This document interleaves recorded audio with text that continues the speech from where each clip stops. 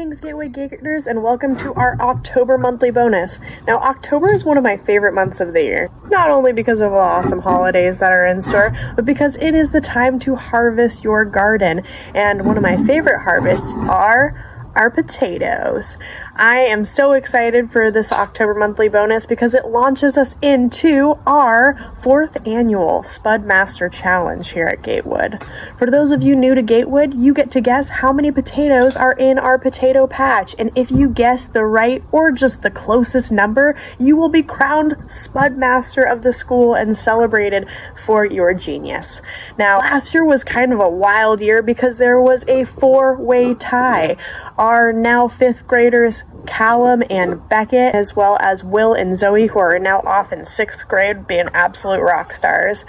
I cannot wait to crown another Spud Master for 2024. Maybe it will be you. In honor of our Spud Master Challenge, this year we're going to make a classic mashed potato.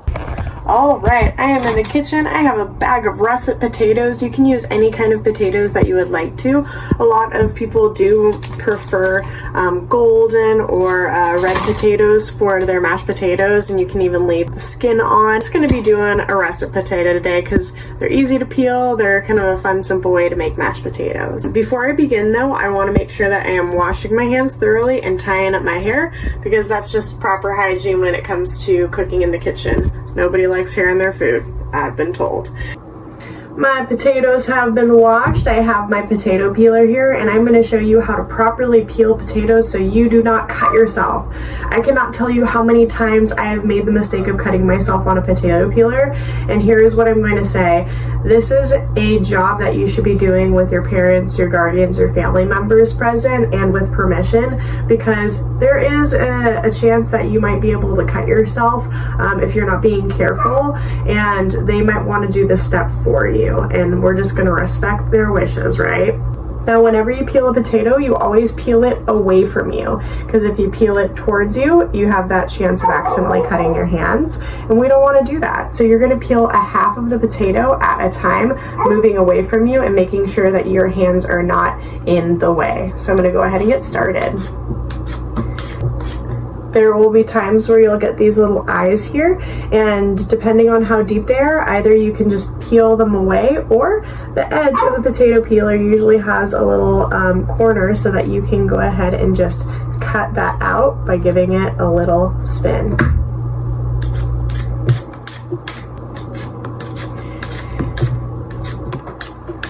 Now, for those of you who really don't like being wasteful, you can eat potato peels, and I have been told that they're really good fried up in oil and get to make them nice and crispy, almost like a potato chip, so that's an option. Or if you have neighbors with chickens down the street, this is pretty tasty.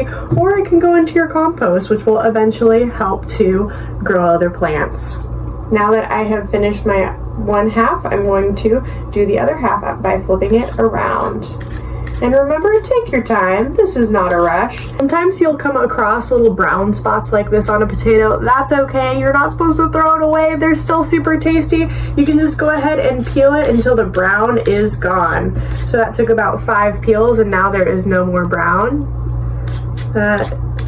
And go ahead and just clean up that potato the best that you can, making sure again to peel away from you and watch those hands. Ta-da!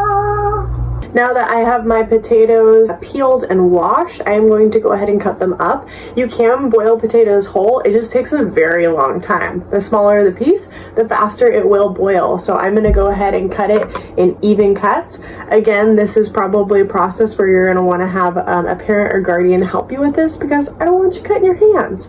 Now I'm going to go ahead and start by cutting the potato in half,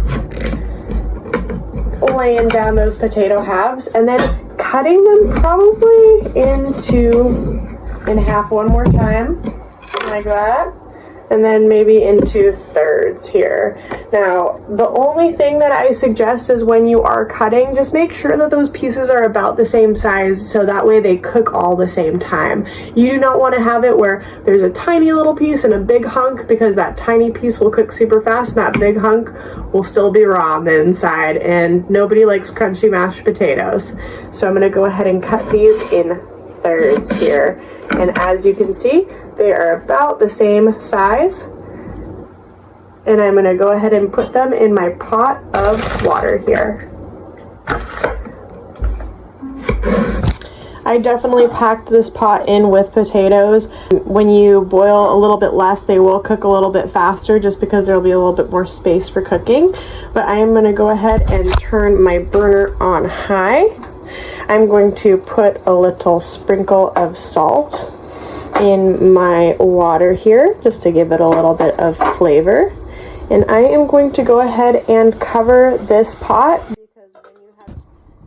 Using the proper handheld gloves so that I do not burn myself, I'm going to go ahead and take this lid off. As you can see, we've got quite the boiling potato situation here. As you can see, when I do a little knife test, just stabbing the potato with a knife, it slides all the way through just like butter, which means that it is time to drain these potatoes and start mashing them. Now that we did all of that hard work peeling and boiling our potatoes, comes the fun part, which is getting to add some extra ingredients and mash it all together. You can do this in more than one way. A lot of people like to use a handheld mixer where you just have to press a button and whirl and it mashes it up. I like to do it the good old-fashioned way using just a standard masher. It's up to you how much you want to mash it. Sometimes people like to have their mashed potatoes a little bit chunky. I like mine kind of creamy. I'm going to be adding a few ingredients here, and it helps to soften up the potatoes, make them extra creamy and delicious. Oftentimes people use a little bit of butter and milk, or potentially some half and half or heavy cream if you're wanting it really rich. For those of you who are dairy-free or vegan, you can use an alternative butter and almond or any other kind of non-dairy milk that you prefer. Now I'm going to go ahead and add a little splash of milk in here. You don't need a whole lot because you can always add more as you go along. Less is more sometimes when it comes to these ingredients because you can always add it later. I'm going to add a little gob of butter here. And I'm also going to add a little pinch of salt. Remember, starting with a small amount. A lot of people like to add roasted garlic or sauteed garlic. I'm just going to be doing a little dried garlic today because that makes it a little easier. I'm going to do 2 solid pinches. And I'm also going to go ahead and crack a bunch of pepper in here. Other variations can include adding Greek yogurt or sour cream or crema to this dish.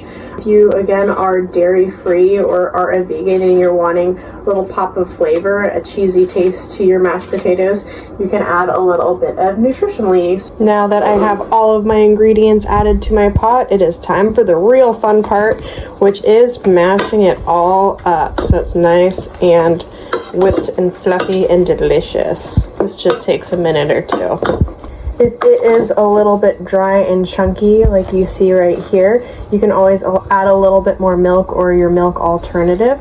Remember, just starting with a little bit and continuing to add as needed because you don't want to have too soupy of mashed potatoes.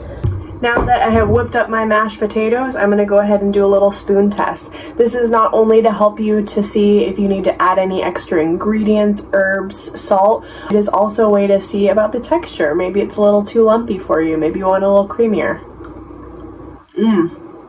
Creamy factor is super good. Loving the chives. I think though I'm going to add a little bit more salt and a little pepper. I just put a little bit of butter on my mashed potatoes. I saved a few chives to sprinkle on the top. And now it is time to feast. I hope you all enjoyed this monthly bonus. I look forward to getting to announce our Spud Master of 2024 from our 4th annual Spud Master Challenge. And I will see you next month for our November monthly bonus. See you later!